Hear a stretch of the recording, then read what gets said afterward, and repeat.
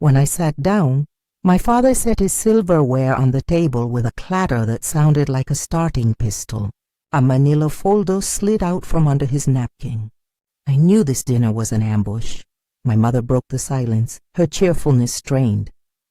"Rachel, how is the clinic these days? Are you terribly busy?" "Our patient volume is up 20% this quarter," I replied flatly. Lily laughed, resting her chin on her hand. "All that growth and you still have that tiny waiting room. You need a manager, a professional like me." I tightened my grip on my water glass, then set it down with a thud. "What are you trying to say?" My father pushed the folder toward me. "The family has already discussed this. The clinic is a family asset. You handle the clinical side, and Lily will handle the management. She has a clear plan." Lily quickly opened the folder and pulled out several printed pages. "I've already drafted a proposal. I'll only take a 25% share of the profits. It's reasonable. You'll have less pressure, and patient numbers will grow. It's a win-win. 25%? I repeated the two words, slicing through the air like a knife. My mother chimed in, her voice sweet but coercive. "Don't try to carry it all yourself. Families need to share the burden to thrive. Lily has a gift with people, and you have the expertise. It's a perfect match." I let them talk. I let my father continue. "I had a lawyer draft the paperwork. All you need to do is sign." He tapped his fingers on the folder. Tap, tap, urging me on. I didn't look at the papers they handed me. I opened the leather briefcase by my chair and pulled out a much thicker document. The latch snapped open, silencing the table. I placed it squarely on the table, turning it to the first page, where a bolded line ran across the top. "Service Management Agreement, signed on the 12th of last month." I signed a contract with a major healthcare organization 3 weeks ago. They will be managing all administrative operations. Section 4.3 states clearly, "No family member may hold a management position unless approved by a 3-person board. And I'm the only Morgan on that board." My father's brow furrowed. "You can't make that decision alone. This clinic is the lifeblood of this family." I pushed the page toward him, tapping the highlighted line. "I can, and I did. This is the signed and notarized proof." Lily's face flushed, her voice sharp. "You did this to cut me out on purpose." "I helped at that clinic. I greeted clients. I made appointments." I pulled another folder from my briefcase, twice as thick as the last one. I dropped it on the table with a thump. "These are the 69 patient complaints filed during the 3 months you worked reception. 15 instances of double booking. 23 unauthorized discounts, 8 of which were for your friends.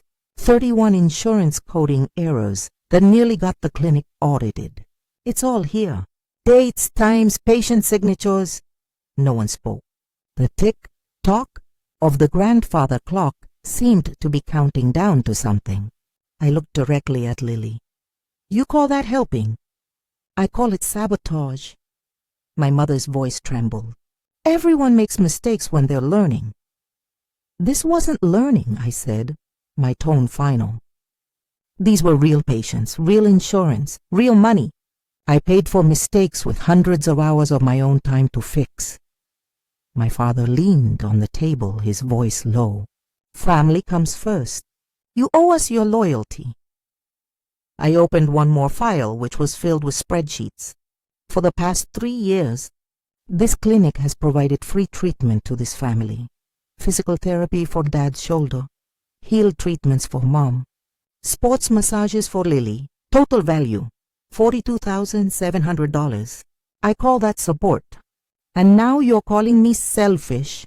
My mother fell silent. My father ground his teeth. Lily stared down at the table.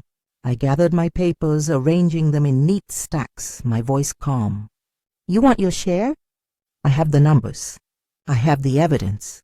But from now on, there is no family share in my clinic." I snapped the folder shut, the sound echoing like a complete stop. I never had to look for evidence of my parents' favoritism. It was apparent. Even when we were children, Lily, the youngest, was always treated like she was made of glass. I remember my 12th birthday. I got a store-bought card that said, "To a good girl and great student." 2 weeks later, for Lily's 10th birthday, she got a brand new bicycle, its wheels glittering with tinsel. Dad took a dozen pictures. Mom wiped away tears of emotion. And me? I was the one holding the camera just outside the frame. "You're the practical one, Rachel. You've always preferred books to toys," Mom said when I asked why I didn't get a bike. But I remembered clearly circling the blue bicycle in the catalog for 3 years straight. When I graduated from high school as valedictorian and my name was called at the ceremony, the chairs reserved for my family were empty. They arrived late, blaming traffic. But the real reason was that they had to take Lily to a dance rehearsal. When I put on my college graduation gown, Dad was busy taking pictures of Lily wearing my borrowed cap. "A girl needs to know how to shine in a crowd," he said. "Anyone can get a degree." My father had once suffered a bitter business failure. From then on, he believed that diplomacy and social skills were the key to success. Lily had a talent for smiling, shaking hands, and saying everything right, and me, in his eyes, I only had book smarts. He often repeated, "You're good with theory, but business requires real instinct."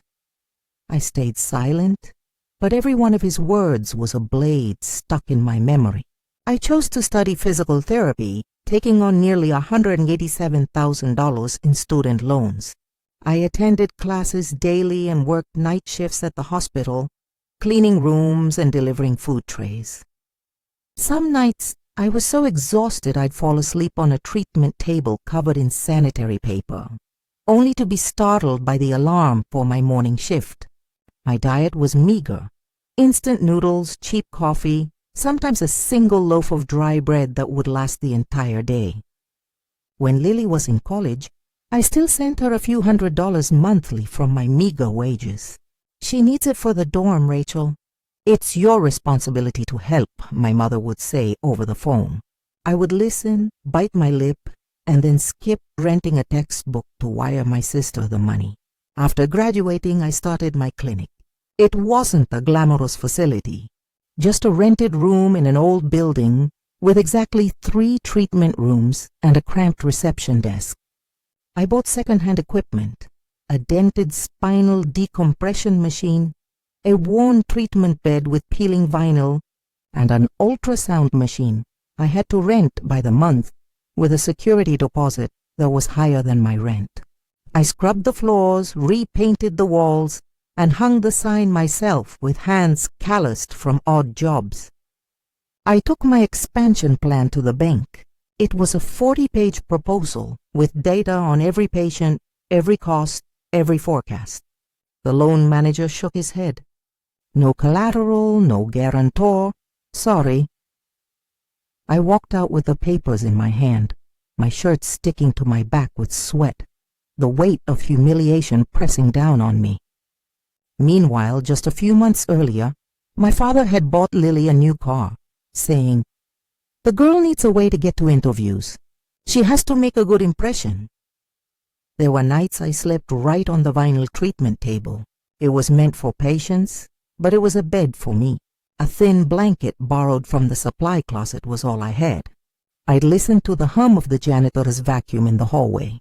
I'd wake up at 5 a.m., fold the blanket, put on my white coat, and start seeing patients as if I wasn't completely drained. My family rarely appeared. For the grand opening, I held a small gathering. A few colleagues, a few of my first patients. My mother and father stopped by for exactly 15 minutes, looked around, and gave a perfunctory nod. "Well, it looks like a real clinic," my mother said. My father checked his watch. "Hurry up, we have Lily's celebration to get to." They left before the ribbon cutting, missing the moment I stood with my colleagues, raising a cheap plastic cup to toast the first day. But when they needed me, I was always there. Dad's shoulder hurt. I treated him for free for dozens of sessions. Mom's heel was in pain. I gave her 6 weeks of ultrasound therapy. Lily was getting ready for a beach trip and wanted to look good. I gave her sports massages, never charging a dime. Over 3 years, the total value of the free services I provided to my family was over $42,000. I had tracked every penny. To them, it was simply what I was supposed to do. I was exhausted and taken for granted, but I never gave up. I knew that every standardized insurance form I completed late at night, every patient who trusted me enough to come back, was a small brick building, a real foundation. I didn't have my parents standing behind me. I only had numbers, evidence, sweat, and will. And those were the things that built the clinic that exists today. My father tapped his fingers on the folder. Tap. Tap! His eyes commanding me. Sign it. This is what's best for the clinic. My mother added, her voice gentle but insistent. Rachel, the family has to share the burden. Your father and I won't be around forever. We need a successor. Lily is a perfect fit. Lily tossed her hair and leaned forward. I don't need all of it. I'm only taking 25% of the profits. A bargain for what I bring to the table. I took a deep breath and pulled my leather briefcase closer. The latches snapped open. The table fell silent. I set out the documents, the paper bearing the logo of a major healthcare organization, dated 3 weeks prior. This is the management contract I've already signed. I pointed to the bolded text. Section 4.3.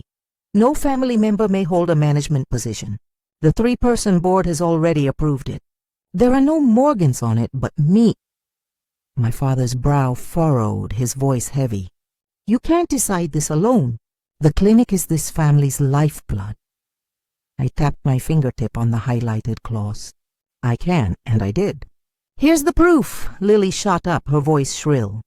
You're doing this to cut me out. I helped at the clinic. I worked the front desk. I greeted patients. I created a friendly atmosphere. I pulled the second folder from my briefcase and dropped it on the table with a thud. The pages splayed open, covered in patient signatures and angry red notes. These are 69 patient complaints from the 3 months you worked there. 15 double-booked appointments, 23 unauthorized discounts, 8 of them for your friends. 31 insurance coding errors that nearly got the clinic audited. The silence stretched on. The ticking of the wall clock sounded like a hammer striking. I looked Lily straight in the eye. You call that helping? I call it sabotage. My mother's voice trembled as she clutched her napkin. Everyone makes mistakes when they're learning. I answered swiftly, my tone final. This wasn't learning. These were real patients, real money, real insurance. I paid for those mistakes with hundreds of sleepless nights correcting your files. My father gritted his teeth. Family is everything. You owe us loyalty. I pulled out another spreadsheet, and the columns of numbers were stark on the page. For the past 3 years, this clinic has provided free treatment to this family. Dad's shoulder, Mom's heel, sports massages for Lily before her vacations. Total value, $42,735. This is support. And now you call me selfish? My mother's eyes welled with tears. My father gripped the edge of the table. Lily hung her head, biting her lip. I gathered the papers, my voice calm. You want to share? I have the data. I have the proof.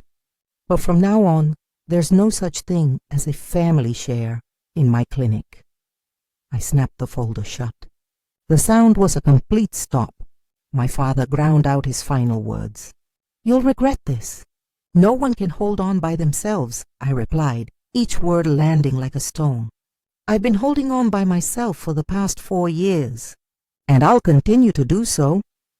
A message from the insurance company haunted me for days. The threat of an audit still loomed, like a blade yet to fall. I remembered the first year I opened the clinic, when my first batch of claims was rejected. Not up to standard, the insurance representative said bluntly, pushing the thick stack of papers across the desk. I carried the entire pile home, locked the door, and stayed awake for 3 weeks. I cross-referenced every treatment code with a 1,000-page manual. rewriting my procedures from scratch. On the final night, my eyes burning, I signed the last form. 3 days later, the company approved the entire backlog. That was the first time I understood. Accurate data was the only weapon to protect me. That discipline got me out of that small rented room. Every dollar of profit was reinvested into expansion. 3 years later, the clinic grew from 3 treatment rooms to 15. Old machines were replaced with state-of-the-art equipment. The short-term lease became a deed of ownership. I would walk into the spacious reception area, see the waiting room full of patients, and catch my reflection in the glass, my posture a little straighter than before.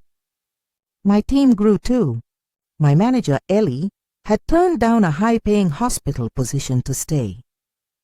My lead therapist, Carlos, once told me, "We're not just working here.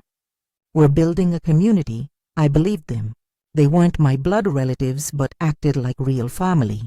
Meanwhile, my actual family was trying to force their way in. Ellie walked into my office one Friday afternoon and held out her phone. "You need to see this." The screen showed my mother's Facebook page, an old photo from opening day, my mother's arm around me beaming. The caption read, "So proud of our family clinic. Healing hands, family is strength."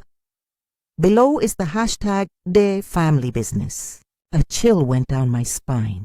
They had never contributed a cent, and now they were publicly taking credit in front of hundreds of people. The comments flooded in. "Wonderful, what an admirable family tradition." "They're building a false narrative," Ellie said quietly. "This is dangerous." Before I could react, the office phone rang. It was Dr. Reynolds, a physician who referred patients to me.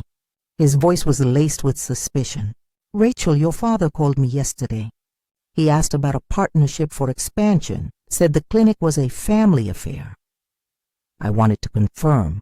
Who is actually in charge? I gripped the receiver, my voice slow and deliberate. "I am, only me. No one else has any authority." After I hung up, I knew this was no longer a private matter. My professional reputation was on the line. I opened my laptop that evening and created a new folder, Evidence Family.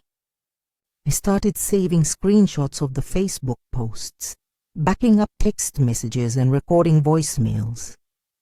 Each entry was logged with a date, time, and source. I turned them into evidence, line by line, column by column. The next day, my staff brought me more data. Mark, the receptionist, handed me a printout of calls from Lily's number where she tried to book discounted appointments for her friends. Carlos showed me photos of Lily in the waiting room, handing out flyers and calling herself the co-manager. Ellie compiled patient emails asking, "Is this really a family-run clinic?" We sat around the conference table. One by one, they laid down the evidence like cards in a high-stakes game. Ellie's voice was firm. "You are not alone. This is your clinic. But it's ours too." In that moment, I saw the difference clearly. My blood family only drained me. My chosen family brought me proof to protect myself. One night, after the last patient left, I stayed in my office and printed every document. The printer whirred, spitting out warm sheets of paper into the tray. Facebook posts, call logs, patient emails, and the spreadsheet of free services provided to my family. I arranged everything in my leather briefcase, organized and clearly labeled. When I snapped the latches shut, the sound was a declaration. I was ready. Ready for the next confrontation, the one they couldn't dismiss with sweet words or a smile. On Monday, at 9 a.m. sharp, an email from the Denver Rehabilitation Center appeared. The subject line, Partnership Proposal, Healing Hands. I opened it, my heart pounding, but my hands were steady. "We are highly impressed with your clinic's treatment outcomes. We wish to partner with you to build a specialized motor recovery program. A preliminary contract is attached." I scrolled down to the data table. A recovery rate of 87%, 15 points above the industry standard. Patient retention, a steady 20% increase each quarter.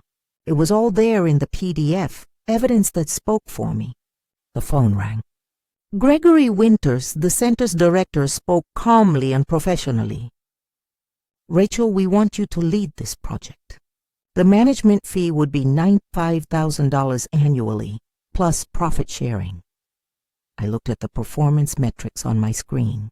3 years ago, I had trembled while asking for a $50,000 loan to open my clinic and was rejected. Now I was negotiating a figure nearly double that. I took a breath, my voice firm. I accept, but I require complete autonomy on the clinical side. All administrative decisions must be signed off directly by me. His voice was deep, straightforward. I like that. We'll amend the terms as you've requested. When I hung up, I realized, for the first time, I wasn't just defending myself. I was setting the terms. That evening, I went to my parents' house. The partnership offer hadn't been announced, but rumors traveled fast. My father met me in the living room, his tone cold. I hear you're relying on outsiders now, some kind of contract. Are you planning to turn the clinic into their company? My mother interjected, her eyes moist but her voice sharp. Rachel, don't forget where you came from. This clinic was built on family efforts. Are you going to abandon that? I placed my briefcase on the table, opened it, and pulled out a stack of color-printed reports. Here are the numbers. 20% gross every quarter for 3 years. An 87% patient recovery rate, well above the industry standard. That is the result of my work and my team's. No one else's. Lily sat with her arms crossed, her voice cutting. You wouldn't have any of this without family. You're just a therapist. The management part is the hard part. I looked at her, my gaze unwavering. You call 69 complaints and 23 unauthorized discounts management? I call that a liability, one that I cleaned up. My father slammed his hand on the table. You insolent girl! Do you have no respect for the people who raised you? I pulled out the preliminary contract from Gregory and tossed it on the table. This is why people want to partner with me. Not because of the Morgan name, but because of the data, because of real patients and real results. The room fell silent. The black and white print, the cold, complex numbers. No one could argue with them. My mother trembled. You've changed. You're abandoning your family. I cut her off, my voice clear. No, the family abandoned me. The day I was named valedictorian, our family's seats were empty. On opening day, you left before the ribbon was even cut. But the day Lily needed a car, the day she needed rent money, I was there. Lily's face flushed as she retorted, I never forced you. I held up the spreadsheet of my loans to her. $1,450 transferred to you during the clinic's first 2 years. I called it my responsibility. What do you call it? Lily was speechless. My father looked away. I stood tall, gathering all my documents, my voice solid. I'm not abandoning my family. I'm abandoning the habit of being taken for granted. From now on, all decisions are mine. The mini-climax happened right there in the living room. The power had shifted. For the first time, they were silenced by my data. That night, I sat alone in my office, watching the Denver lights reflect on the window. I opened the contract email again. The feeling was familiar, tension and pressure. But I was no longer trembling. I saw it clearly. My role had changed. I had gone from the accused to the one setting the terms. And the next time my family confronted me, I wouldn't just be defending myself. I would proactively present the evidence, page by page, number by number, leaving them no room for denial. My parents' living room had become a battlefield. The long wooden table was covered with a white cloth, and chairs were arranged neatly. At the head of the table, my father sat with his back straight, my mother beside him with a notebook. Lily was angled in her chair, a glowing tablet in front of her. The air was thick like a courtroom in miniature. My father began, his voice firm. Rachel, we settle this today. You will sign this document, sharing the clinic's profits with the family. He tapped his fingers on the prepared folder. Tap, tap, my mother added, her voice syrupy. Honey, family is everything. You can't turn your back on us. We sacrificed so much for you over the years. Lily lifted her chin, her voice sharp. You're being greedy. The clinic's success is because of all of us. Who got you here? Who handled the networking? Who created the family therapy reputation? I set my leather briefcase on the table and unlatched it with a snap. The three of them fell silent.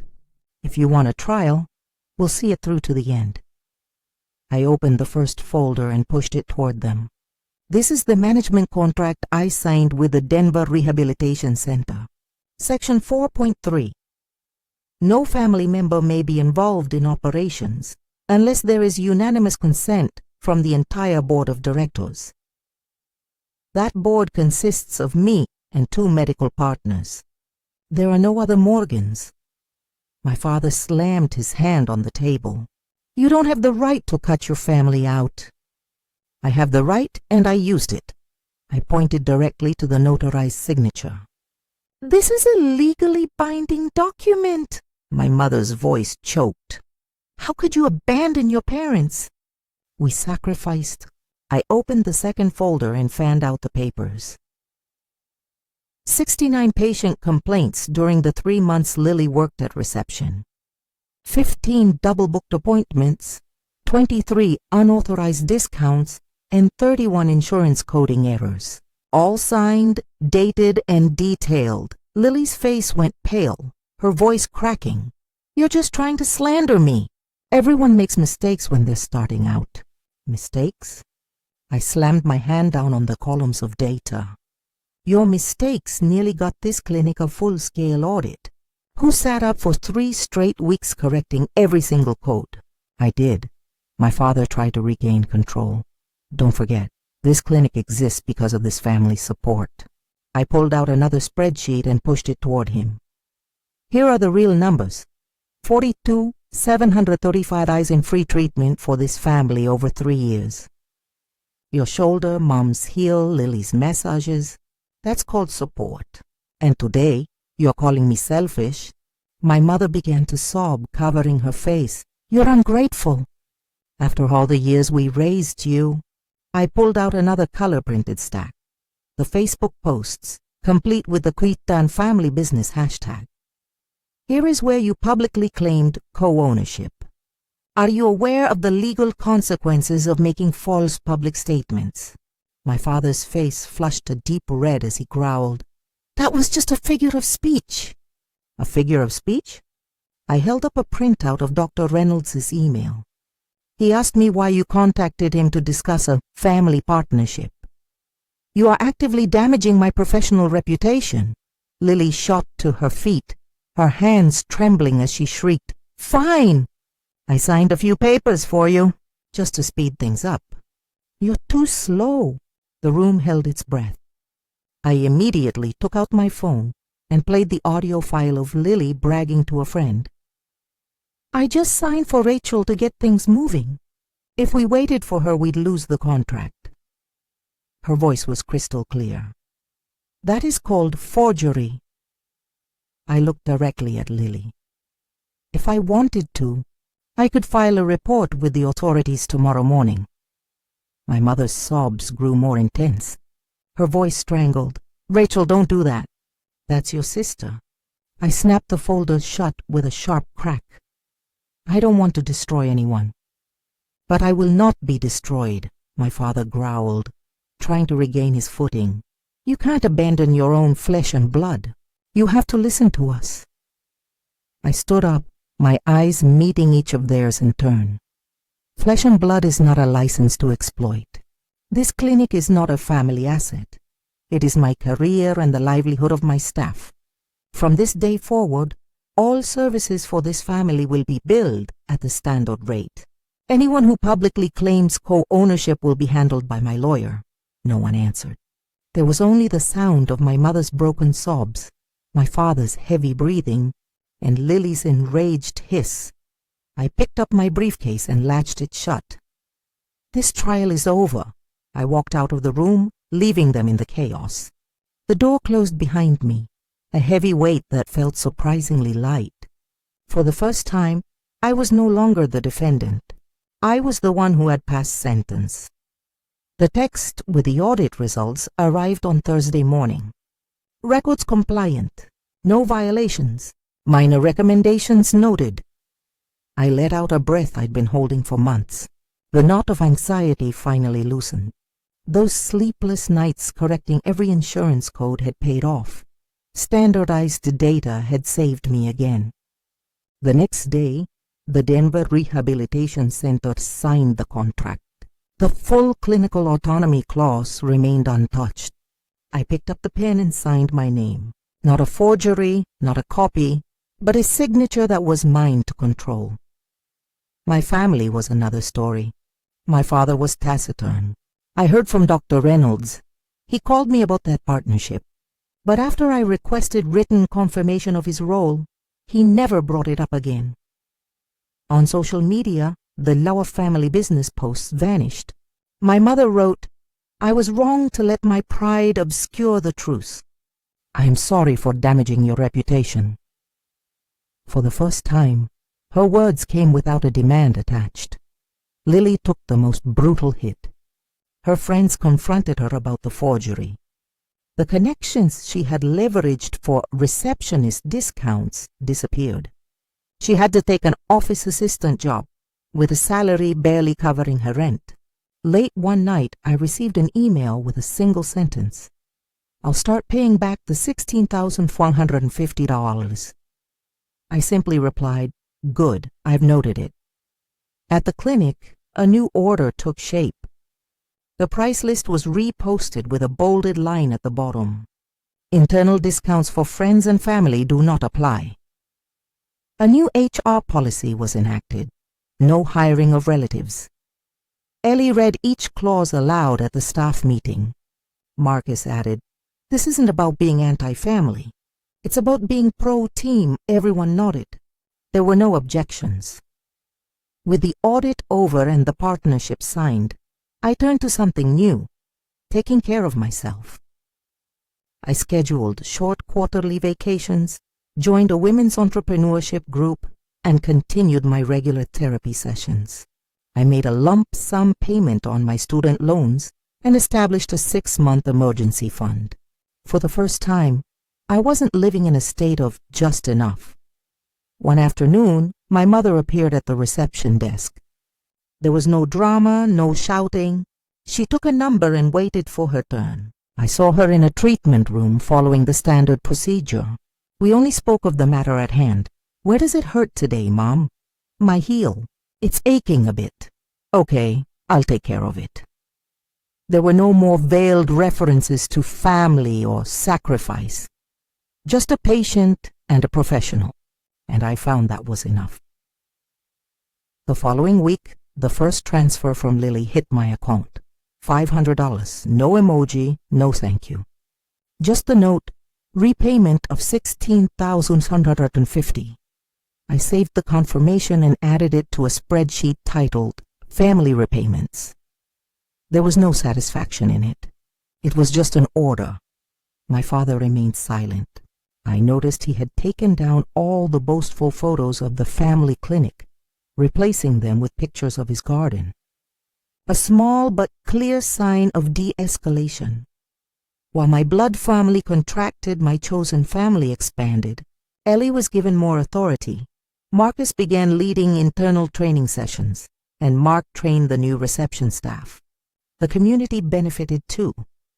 We launched a scholarship fund for physical therapy students from disadvantaged backgrounds. 1 day a month was dedicated to free treatment for vulnerable patient groups. We celebrated simply, a small cake. The scholarship certificate hung next to my original weathered sign. I dusted it off and turned it proudly in the lobby. The wood was chipped, but in the afternoon light, its grain showed through, beautiful for all its imperfections. One evening as I was leaving, I opened my desk drawer and took out the family evidence folder, the thick stack of numbered and labeled papers. I placed it in the bottom drawer and locked it with a click. This time, the sound wasn't a declaration of war, but the closing of a chapter. I would only open it if I absolutely had to. The Denver sunset stretched across the window, bathing the city in gold. In my hand was the application from the first scholarship recipient. I signed my name without hesitation, without a tremor. The bell on the door chimed as the last patient left. I closed the door, the evening light still lingering. It wasn't an ending. It was just the beginning of a new chapter.